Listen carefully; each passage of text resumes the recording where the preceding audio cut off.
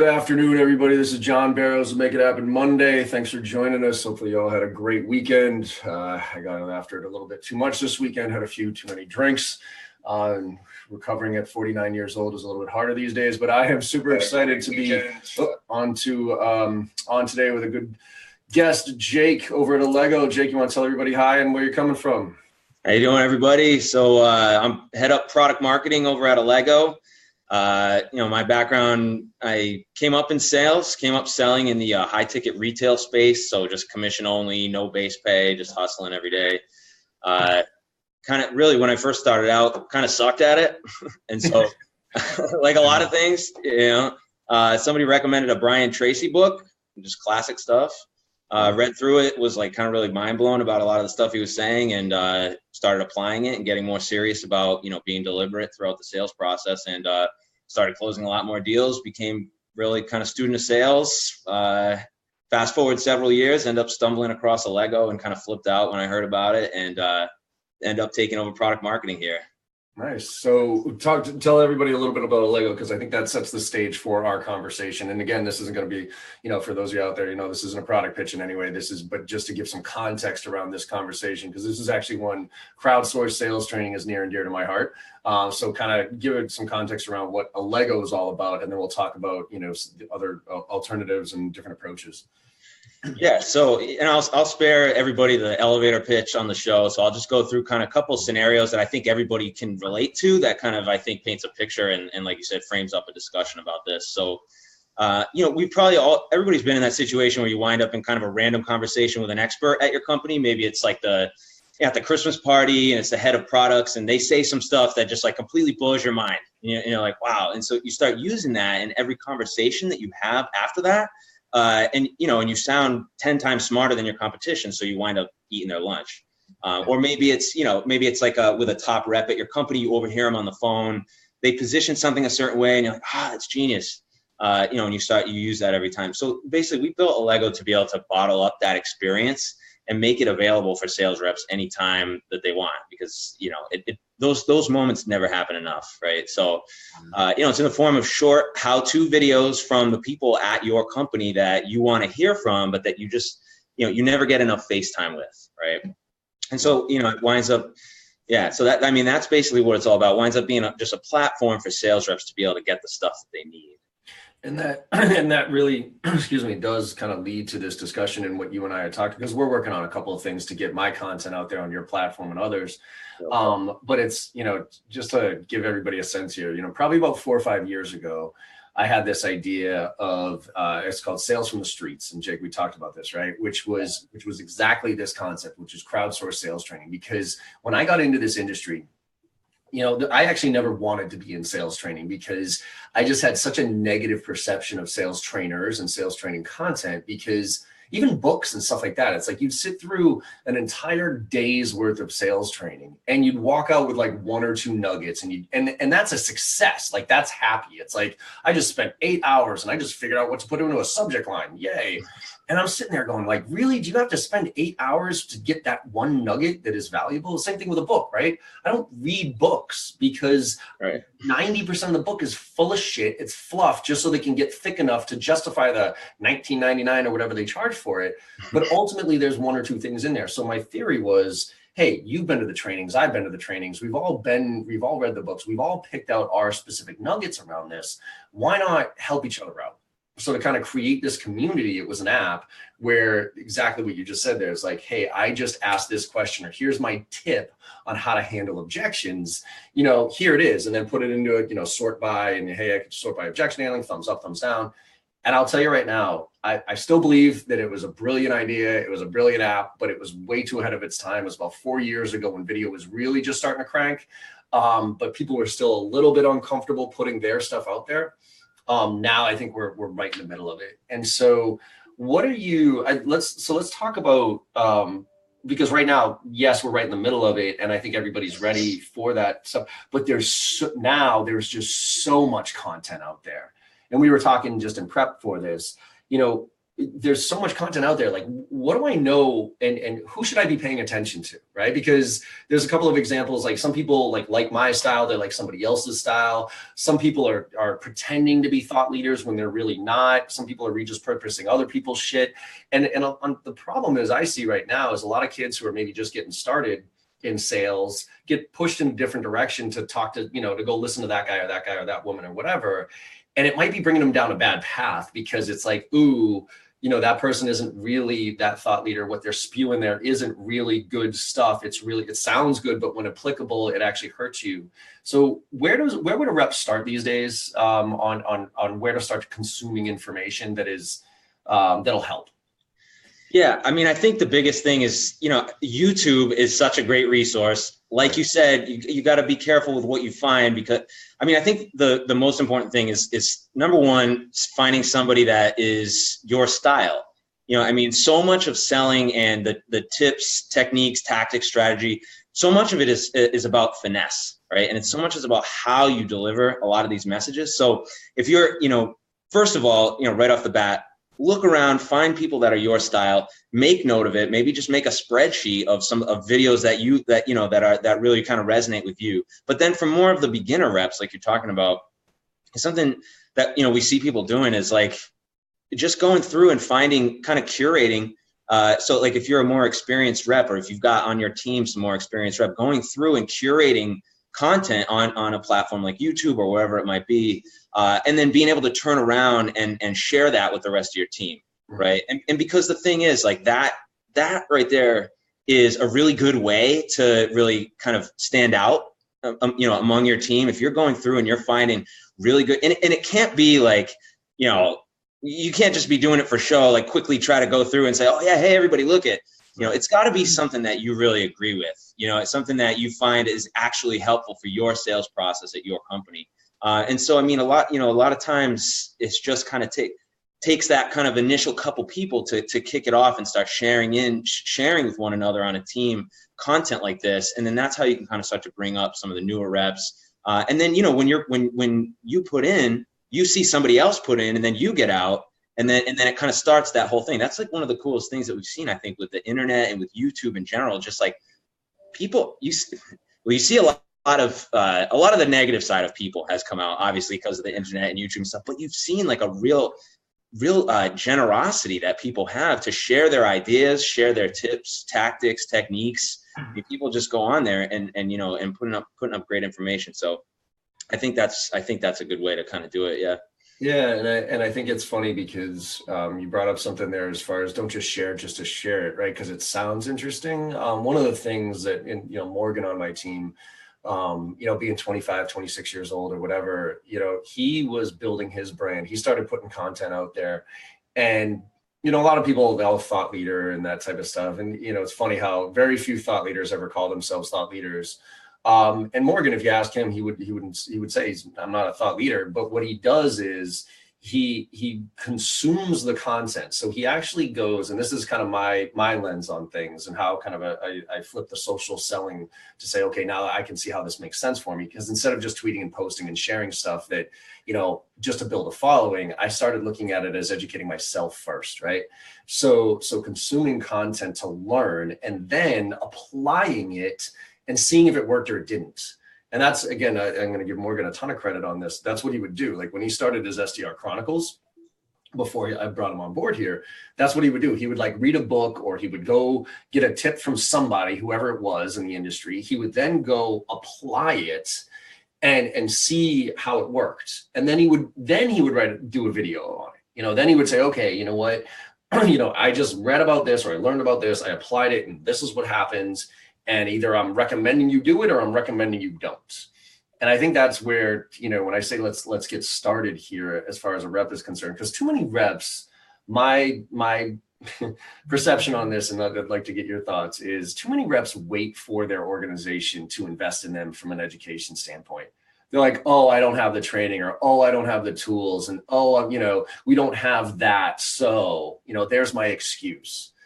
And I'm sorry, there's zero excuse right now. The amount of content's that's out there, there is zero excuse to say that you are not being educated enough. Now, maybe your company isn't investing in you, but if you're not investing in yourself, the amount of content that's out there is just mind blowing.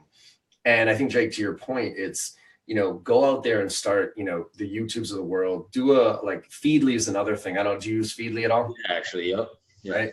And that curates content as well. It's like, you put on like sales tips or something like that. And then you just do a Google, you search for, okay, and then you start listening to those voices to say, okay, what do I like? What do I not like?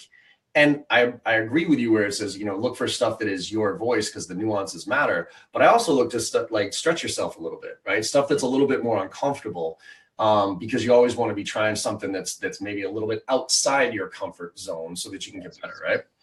Yeah. So with that, I think we can talk about how to start looking for the content and then how to house it. You had said earlier, like, if I'm starting without Allego, right, without any one of these platforms that curates this content for me, if you were an individual rep at a company right now whose company isn't quote unquote investing in them, and you said, fuck it, I'm going to go on YouTube, I'm going to look at content, I'm going to check out Feedly. How would you organize it also that you were, first of all, have one repository of it that you could go back to, but also then understanding for yourself what's working and what's not, because you want to keep that clean, right? You don't want to just put shit on there that sucks and leave it on there. So what would be some of the ways that you would approach this not using Allego? Yeah, I mean, I think one kind of key way, especially for using videos, or if you're linking out to YouTube, if you start like a shared doc or a shared like a Google sheet, even with like people on your team, just to kind of go back through and create another column where you can mark like, hey, times where this may have worked, times where this did not work so well, initial thoughts after I used it. Like you said, it's key to really to not just throw stuff up there. First, when you're looking around for stuff, turn around and actually try it out, and try it out a couple times, right? Because a lot of times it takes practice. I mean, we've all been there. You wind up, you go to use a new technique and you say it for the first couple of times and you're like, that did not come out how I had hopefully planned it, when I was thinking about it in my head or when I was planning it. So, try this stuff out first, and then go in and then post it up in like a Google Doc or in a Google Sheet, just not kind of a shared space among your team. And then, it's like, as soon as you start to, it's just about kind of getting that groundswell going. If you have a couple friends on your team, a couple people that you click with, push them to get involved with it with you, because it really does start to take a group of people to be able to do this. Because then you got other people and other perspectives putting into the system, like you said about having stretching your comfort zone or stretching. I mean, that's a huge, especially for newer reps. You're right. I mean, it's not just about trying to find what's your style. I can remember starting out, a lot of the stuff that, people would recommend to try or different techniques. It feels weird at first sometimes to say, to be delivering certain stuff. So yeah, I think that's key. Cool. Yeah. And I mean, I would just simply, same thing, put a Google Doc together that I would actually break it down by the stage of the sales process. So you're tagging the resources so you can sort by quickly, right? Because that's the key here. It's not just to have a repository of shit, is to have it broken down by the different categories that you're focused on, and then have a comment section so that people can say yes or no, or even a rating system that it says, yes, this is really good stuff, or no, this isn't very good at all. So that, again, you're constantly top rating to a certain degree, and keeping it updated. With that, let's talk about, how to, so we talked about collecting the information, but now creating the information. One of the things that was stunning to me when I first started Sales from the Streets was I thought, hey, I remember going to Dreamforce with my video camera and going around to like all my top VPs of sales, like people who are ballers in the industry, and being like, hey, I'm starting this crowdsource sales training. Like, give me your best nugget, give me your best tip, or whatever it was. And it was always, to really good baller reps, they'd be like, do your homework before you make a phone call to somebody. And it was some like weak ass thing. And I remember being excited because I was in the moment. I'm recording you and I record somebody else and I had all these videos. I'm like, this is going to be great. And then I sat down afterwards. I was like, holy shit, these are awful. Or they weren't awful. They were just so basic. And so getting those tips and nuggets out of people were hard. But what I realized is getting people to tell stories was a lot easier. So how do you get people to how do you get those top sales reps to share their best nuggets that aren't just no shit, like do your homework before you make a phone call, have a reason, that type of stuff. Like what were some of the things that you're doing at Allego to help companies curate that content outside of looking on YouTube but from their top reps, right? Yeah. So that's a key. It's a great question because, a lot of times it's about having a structure to the stuff that you're asking. And what you were starting to do with interviews, that's a key, that's a great way to get people going, right? I mean, to interview somebody, if someone goes out on a talk show, some celebrity or whatever, they may seem super interesting, but half of that is because they're being engaged, right? So that's one way that we found, but having more of a specific topic. So like say, we see a lot of companies doing putting out a thing to all the sales reps saying like, hey, at this stage of the process, we're getting hit with XYZ every single time against this competitor with this use case. How do you guys handle that? So basically making a really specific request and then having everybody send it back in. And then you kind of go through them and say, all right, which ones are really, really good, like the best, like exactly how we want everybody to do it. And then being able to spread that out so everybody can benefit, and then another thing is just, making it easy enough to do, just making sure that it's something that's pretty easy for reps. They don't, and part of that is, having a real kind of specific topic that to talk to. We'll see, people, reps will talk about like, hey, I was, preparing for a call. And I hadn't called on this vertical in like 2-3 weeks. And, I was about to go online and do a bunch of research about it, but I wound up poking around through the videos and I found so-and-so had done a video last week and she was talking about this really cool way this hot button issue in that industry and how that she mapped out this whole way to tie it back to our solution. So I just used that. And it sparked a conversation and it put me ahead. And I feel like that's what helped me stay ahead for the whole rest of the deal. So, I think just really having kind of specifics that you're to solicit that information from folks is key. I think so I worked with Box pretty heavy a while back especially when they were first getting off ground. And we did this project with them where it was a kind of a sales from the streets, but just for them specifically. And this was before all those platforms were out there. And what I started doing was I was interviewing their top. I said, give me your top reps and let me have an interview with them. And I took kind of a similar approach where it's like, hey, tell me your favorite nuggets or your tips or whatever it was. And again, I was like, holy shit. Like what I realized, most people don't think in nuggets and tips. They think in like kind of a story, right? So it's like, okay, so I flipped it around and what I did was I told the rep, and this is what I would recommend a lot of people do if they're trying to curate content, especially from their top reps. So even a junior rep can go in and maybe interview one of their top reps and sit down for lunch or something like that. And just turn your iPhone on and just let it record, okay? Or, turn on a Zoom session like this and pick their brain, but then ask them, hey, could you walk me through the most recent deal you closed? Okay. Like pick your favorite deal that you closed recently or the one you lost recently. And let's start from the beginning. So where'd the lead come from?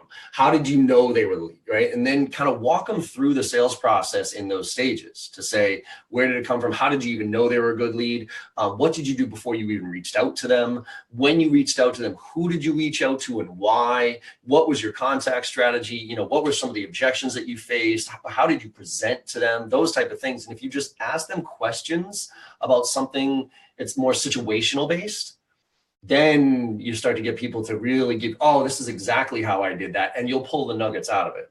Right. Because I think that's like questioning 101, right? Is you don't want to ask hypothetical questions. You don't want to ask, because, I'll give you what you want to hear when you ask a hypothetical question. If you ask situational based questions, which is give me an example of when this happens. So I'll kind of translate this to hiring, right? If I were to ask you, hey, when was the last, give me an example, or I'm sorry, what would you do if you got in an argument with your manager? Like, how would you approach it? That's a hypothetical, right? You're going to say, well, I would sit down, I'd really make sure I understood what my challenge was, and I'd come up with solutions, because I'm not just a problem guy, I'm a solution guy, right? And then I'd sit down, I'd have this, and you'd be like, holy shit, this person's incredible. But if I were to ask you, Jake, give me an example the last time you disagreed with your manager, and how did you approach it? Now you're going to have a hard time. Now you have to think about that, and it's a hard time lying on the fly, right? Right. So it's the same thing with curating content. Like, that real world content is so much more valuable than some staged, canned, hey, here's something that sounds pretty on paper, but when you try it, it's actually, oh my God, like that, wow, that's a disaster. And I'm going to warn everybody out there. I'm going to warn everybody out there right now when it comes to sales trainers, okay, myself included. We know our content so well that when a sales trainer does a role play or does a video or does a training where they pull somebody up and they do this and they kind of make themselves look good, it's because I've been doing this for 10 fucking years. You know what I mean? And I can make it look and sound just flawless. But reality says, and especially in a made up environment, right? Like that type of thing. But reality says most sales trainers, when put in the real world situation and that happens, they nearly that smooth, and that shit doesn't work nearly as well. Right. So I would caution anybody out there to take, what some sales trainer says and be like, not even what they say, but how they say it. And like, oh, this is it. Right. And be just cautious that ain't really it. Because I think the real world stuff, talk to me about Allego. I mean, obviously you want to curate content from anybody, but do you see the bigger adoption with internal teams being stuff that they have come up with versus what the outsiders bring in?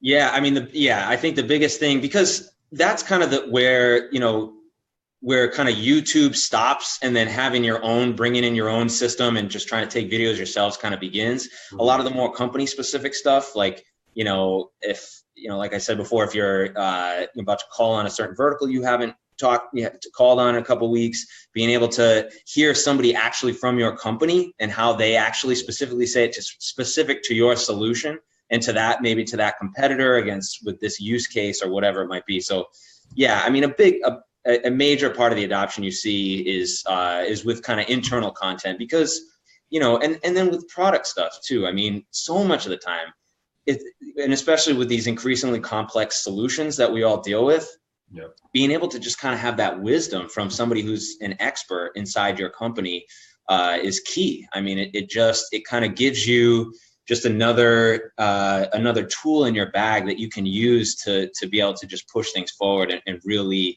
kind of differentiate by being able to bring insights and really sound 10 times smarter. So yeah, and I think to your point about recording, trying to get just kind of putting on your camera and recording some stuff. Another big thing that people do is recording sales calls. Say to the customer, hey, is it okay if we record this, for training purposes? Yeah, exactly. And so recording that, and then being able to go back through and have somebody, just kind of curate it. It could be just you. Like if you're a rep at the company, going back through, hey guys, we recorded this call. I went through, and there's a couple like really awesome, if you do it with, like, say, a top salesperson at your company or somebody who's really, really experienced, to be able to then say, hey, because a lot of times people don't know, and especially a lot of times in sales, people don't always know how they do it. It's just kind of like, I don't know, I just do it. Right. And so the key is if you can kind of capture somebody in their quote unquote natural habitat, right, and then be able to kind of pull out some of those nuggets and share it, it's key. Because then the other thing is, how often are we seeing people leave organization? I mean, I don't know what the stats are at this point now, but I mean, people are coming and going all the time. You got a lot of experienced reps retiring. So if you're able to start to do stuff like this, you can really capture some of this real like rich knowledge that people have learned, hard-won knowledge, you know, over the years. So yeah, that's a big way. Yeah, I think just making sure that, to your point, collecting it, and even if it's just yourself. So you know, I've interviewed a lot of top A reps, and they have that exact same feedback, which is, look, I don't know how I do what I do, I just do it. But if you were to sit down and listen to them, it's like, oh man, you know, how they said that, or how they relate, or whatever. Or again, if you ask them how do they prepare for a meeting, they might not be able to tell you off their top of their head, but if, like, you know, what research did you do? What resources did you use? Those type of things. Yeah. And then the other piece of this is, I would recommend, you know, putting the mirror up on yourself and having the being conscious of what's working and what's not, and almost doing a debrief after your calls and your meetings to say what worked and what didn't work. And you know, either a notepad next to you that says, holy shit, I just asked a really good question and that opened up the floodgates of information, or, hey, I just got this, you know, this objection and I stumbled through it, and so that was bad. And even recording yourself on that stuff. You know, tools right now like Gong and Chorus and those type of things are fantastic from a call review standpoint, because now you can go back in and you can be very specific with, hey, this section, you said this, and wow, let's now just take that clip out, and this is going to be our objection handling for that pricing, because that was super smooth the way you handled that, right? Right, exactly. Yeah, and like you said, and going back and really trying to be deliberate about what, you know, practicing some of the stuff that you do, right? Because so much of the time, you know, you come out with it and it's like, it takes a couple tries. So, you know, being able to sit and be real conscious.